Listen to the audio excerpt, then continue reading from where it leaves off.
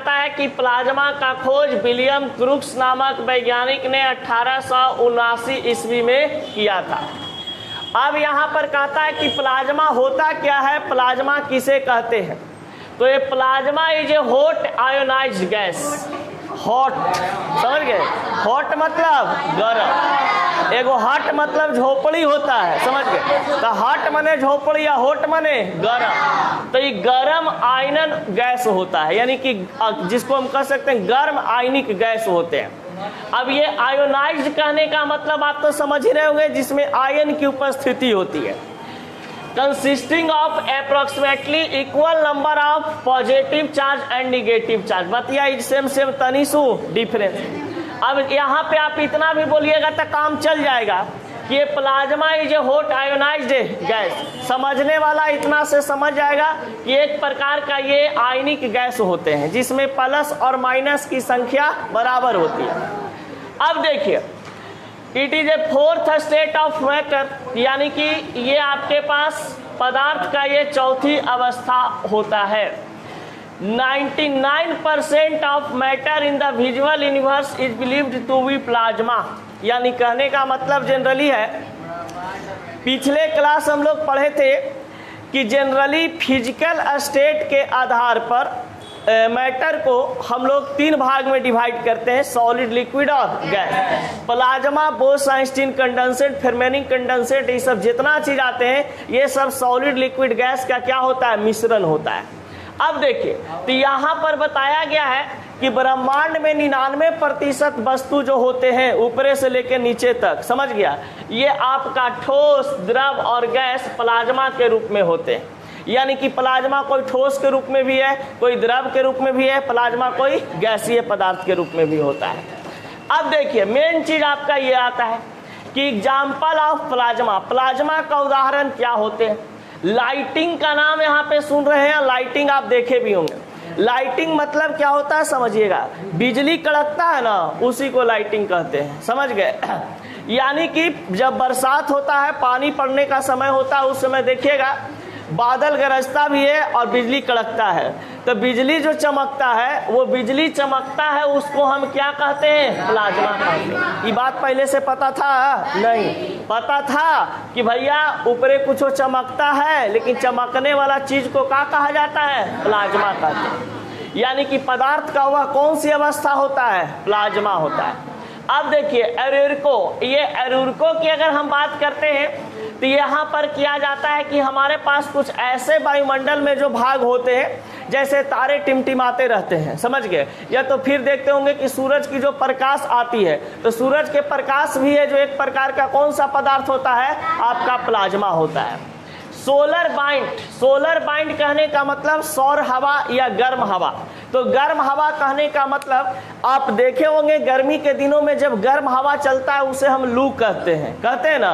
तो लू कौन सा पदार्थ होता है, तो लू एक प्रकार का प्लाज्मा होता है, क्योंकि सोलर बाइंड है गर्म हवा। तो गर्म हवा जहां पर भी आपको मिलता है, तो जनरली प्रकृति की अगर हम बात करते हैं तो प्रकृति में गर्म हवा आपको कहां से प्राप्त होता है, ये गर्मी के दिनों में जब लू चलता है, लू चलता है तो देखिएगा एक गजब एहसास देता है, उघारे पुघारे रहिए और मान लीजिए एकदम 12-1 बजे दोपहरिया में रोड पर चलिए, एकदम मारेगा सप सप, तो लगता है कि कोई पदार्थ हमसे आके टकरा रहा है, ऐसा फील होता है ना। इसका मतलब है कि सोलर बाइंड एक प्रकार का पदार्थ है, वो किस रूप में पाया जाता है, प्लाज्मा के रूप में, और ये हवा के रूप में उपस्थित होते हैं। यानी कि गर्म हवा या सौर हवा की बात करते हैं।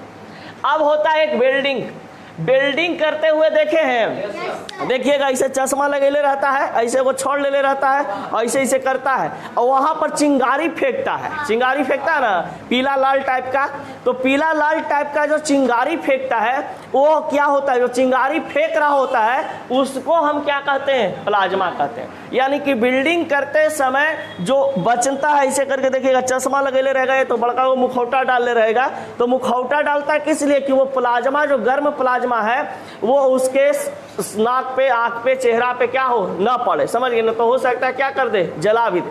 नहीं तो आप देखिए गुड़कुन देखा है, गुड़कुन दीपावली में जब दीपावली में गुड़कुन छोड़ते हैं, जो इसे अनार जिसको बोला जाता है, फुलझड़ी जिसको बोलते हैं, अब फुलझड़ी को छोड़ते हैं तो देखिएगा उसमें से क्या निकलता है, तितकी निकलता है ना। अब तितकी जो निकलता है वही चीज आपका क्या कहलाता है कि एक प्रकार का प्लाज्मा होता है, समझ गए। अब देखिए स्टार्स यानी कि जो तारा है, तारा भी क्या चीज से मिलकर के बना है, प्लाज्मा से, यानी कि तारा भी एक प्रकार का क्या चीज है, प्लाज्मा है। तारा भी देखिएगा टिमटिमाता है ना जी, तो टिमटिमाने का मतलब उसमें भी देखते हैं, वाह क्या मजा है, नहीं एकदम रात में कभी गर्मी के दिन में ऊपर सुतिए नजर आता, वाह ऐसे एकदम भूख भाई करते रहता है। अब देखिए बादल का नाम सुनवे किए होगे। अब बादल कहने का मतलब बॉबी देओल नहीं, बॉबी देओल एगो फिल्म बनाया था जिसका नाम था क्या चीज, बादल, समझ गए, तो आतंकवादी पर कहानी बनाया था, वो बादल नहीं, बादल जो आसमान में रहता है, समझ गए। तो बादल जो होते हैं, क्लाउड्स जो होते हैं, ये भी एक प्रकार का क्या चीज है, प्लाज्मा होता है। अब देखिए प्लाज्मा आयोनाइज्ड गैस के रूप में होते हैं। तो बताइए आपके पास देखे होंगे कि बादल से पानी कब निकलता है, बादल बारिश होता है तब, वो तो हमको भी पता है, सबको पता है, लेकिन बादल जब बना रहता है उसके बाद पानी पड़ता है। क्यों लोग कहता है कि गर्मी बहुत ज्यादा के लिए हो, पानी पड़ने वाला है, ऐसा लोग क्यों कहता है, क्योंकि बादल गर्मी में क्या होता है, मेल्ट करना शुरू कर देता है, समझ गए। और जब गर्मी अधिक बढ़ता है तो वो मेल्ट करना शुरू हो जाता है, पिघलना शुरू होता है। जिस एरिया में ज्यादा बादल जमा हुआ है, समझ गए, उस एरिया में गर्मी ज्यादा पड़ेगा और वहां पर क्या हो जाएगा, पानी गिरना शुरू हो जाएगा। कभी कभी देखना ये गोला पर पानी पड़ता है, नासरीगंज पानी नहीं पड़ता है, होता है ना। तो यही चीज होता है कि जहाँ पे बादल जमा हुआ है वो बादल क्या करता है, वहां पर अपना पानी टघार देता है, समझ गए। और कभी कभी ऐसा देखते होगे कि पानी यहाँ पड़ा और पानी पड़ने के बाद, मतलब पानी पड़ने के बाद 10 मिनट के बाद यहाँ छूट गया और नासरीगंज में पड़े लगा, दीघा में पड़े लगा। तो बादल क्या करता है, हवा के माध्यम से मूव भी करता है। अब मूव करता है तो देखिएगा पहले के दिनों में हम लोग कहते थे, जानते कुछ ही, कि देखिए बदलवा पानी लावे जाए थे भगवान जी से, समझ गया। अब भगवान जी से पानी ला के इन्हें बरसावेगा, लेकिन ऐसा कुछ बात नहीं है। भगवान जी के पास पानी लावे नहीं जाता है, वो हवा के माध्यम से क्या करता है, मूव करता है। और जहाँ पर हवा उसको ले जाता है वहां पर स्थगित होकर के घर के अपन सुधार देता है, समझ गए। अब देखिए यहाँ पर बताया जाता है कि योलिस ये तो इंग्लिश के बाप लगे थे ना, एकदम इंग्लिश। अब देखिए अब इसको कुछ बोलते हैं इंग्लिश में जिसको कहा जाता है येलो, क्या बोलते हैं, येलो। और यहाँ पर इस लगा देंगे, येलिस, क्या हो जाएगा, Ellis. Ellis fluid is colour of plasma, यानी प्लाज्मा का रंग कैसा होता है भैया, कभी देखिएगा गौर से बादल को, आपको नजर आ जाएगा। कभी देखिएगा फुलझड़ी जो ऐसे ऐसे निकलता है उसको देखिएगा गौर से, कौची नजर आएगा, पीला टाइप का, समझ गए। कभी देखिएगा स्टार को, कैसा नजर आता है, पीला नजर आता है। इसका मतलब आपके पास है कि प्लाज्मा का रंग कैसा होता है, पीला टाइप का। अब देखा जाए, a plasma has not definite shape और वॉल्यूम, यानी कि प्लाज्मा का कोई डिफिनिट शेप और उसका वॉल्यूम नहीं होता है। यानी कि मुख्य रूप से कह सकते हैं कि एक प्रकार का ये गैसीय पदार्थ होता है, नहीं, जिसका शेप और वॉल्यूम डिफिनिट ना हो उसको हम क्या कहते हैं, गैसीय पदार्थ कहते हैं। अब देखिए कहा जाता है कि plasma are good conductor of electricity, plasma good conductor of electricity तब होगा जब वह लिक्विड या सॉलिड के फॉर्म में होगा, समझ गए। लेकिन अगर वह कहा जाए कि अगर आपके पास वो गैसियस के फॉर्म में प्लाज्मा रहता है तो वो क्या के रूप में काम करता है, इंसुलेटर। इंसुलेटर मतलब कुचालक, समझ गए। बहुत सारा बच्चा इंसुलेटर का मतलब रेगुलेटर समझ लेता है, समझ गए।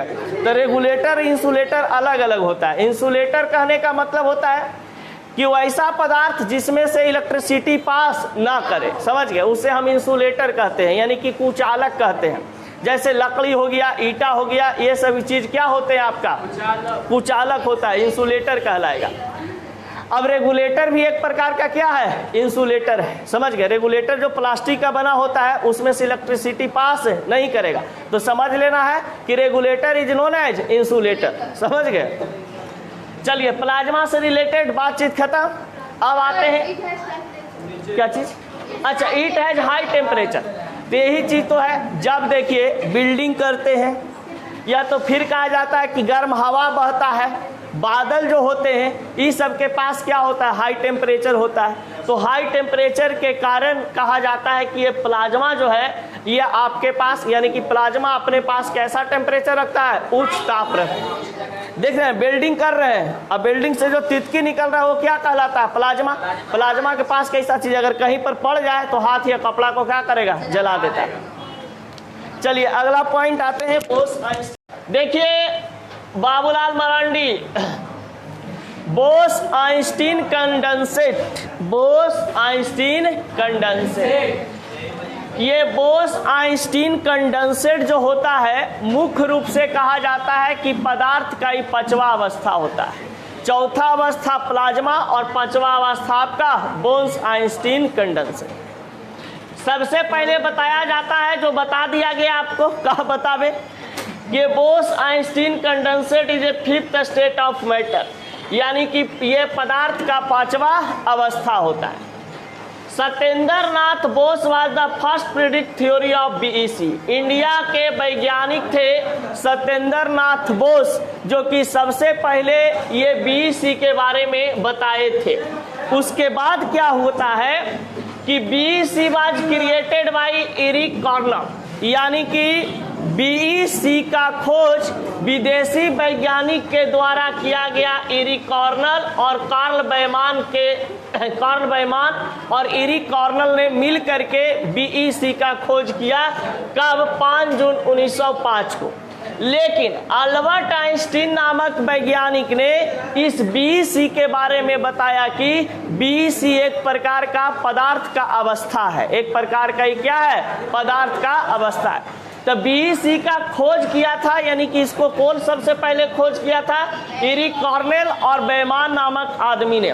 लेकिन इसको बीईसी को पदार्थ के श्रेणी में रखने वाला वैज्ञानिक का नाम क्या चीज था, तो ये अल्बर्ट आइंस्टीन। तो अल्बर्ट आइंस्टीन नामक वैज्ञानिक ने बीईसी को पदार्थ की उपाधि दे दिया। अब कहा जाता है कि BEC have not definite shape but they have definite volume. अब एक बात बताइए, जिसका आकार अनिश्चित हो और आयतन निश्चित हो उसे हम क्या कहते हैं, लिक्विड कहते हैं, लिक्विड कहते हैं ना। यानी कि बोस आइंस्टीन कंडेंसेट कह सकते हैं कि एक लिक्विड टाइप का मटेरियल था, समझ गए। अब देखिए BEC is super conductor of electricity, यानी कि बोस आइंस्टीन कंडेंसेट, बीईसी का पूरा नाम क्या होता है, बोस आइंस्टीन कंडेंसेट। तो बोस आइंस्टीन कंडेंसेट जो पदार्थ का एक अवस्था बना, उस अवस्था को चेक किया गया इलेक्ट्रिसिटी डाल करके, तो पता चलता है भैया इसमें इलेक्ट्रिसिटी बहुत ही फास्ट भागता है।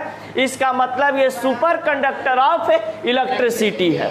यानी कि बोस आइंस्टीन कंडेंसेट ये पदार्थ का वैसा आपका अवस्था है या प्रकार है जिसमें से इलेक्ट्रिसिटी पास करता है। फिर यहाँ पर देखिए BEC depend upon light and temperature. BEC जो है लाइट और टेम्परेचर पे डिपेंड करता है, यानी कि जब हम टेम्परेचर लिक्विड को देंगे तो वो गैस फॉर्म में बदल जाएगा, टेम्परेचर कम करेंगे तो वो किस फॉर्म में बदल जाएगा, सॉलिड के फॉर्म में बदल जाएगा। तो बीईसी के ऊपर भी यही नियम लागू हो रहा था कि बीईसी को ज़्यादा टेम्परेचर दे रहे थे तो वो वेपर बना दे रहा था, और कम टेम्परेचर दे रहे थे तो सॉलिड बना दे रहा था। अब देखिए इसको बनाने के लिए 3 वैज्ञानिक सबसे इंपॉर्टेंट हैं। एक सत्येंद्र नाथ बोस, ये एरिक कॉर्नेल और कार्ल बैमान, और एक आते हैं अल्बर्ट आइंस्टीन। अब देखिए यहाँ पर सत्येंद्र नाथ बोस और अल्बर्ट आइंस्टीन का भूमिका बहुत ज़्यादा था, समझ गए। यानी इस वैज्ञानिक ने जो थ्योरी दिया था बीईसी के बारे में वो बहुत ज़्यादा अच्छा था। उसी को स्टडी कौन किया था, एरिक कॉर्नेल और कार्ल बैमान ने। स्टडी करने के बाद इसको कहा गया कि अल्बर्ट आइंस्टीन साहब ने इसको बीईसी को पदार्थ की श्रेणी में बदल दिया। तो मुख्य रूप से 2 काम किए थे, एक सत्येंद्र नाथ बोस और एक अल्बर्ट आइंस्टीन। तो अल्बर्ट आइंस्टीन और सत्येंद्र नाथ बोस को मिला करके इस थ्योरी का नाम दे दिया गया बोस आइंस्टीन कंडेंसेट थ्योरी। समझ में आया।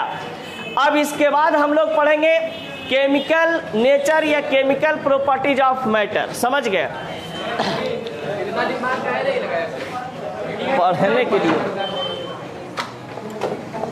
बंद कर दीजिए।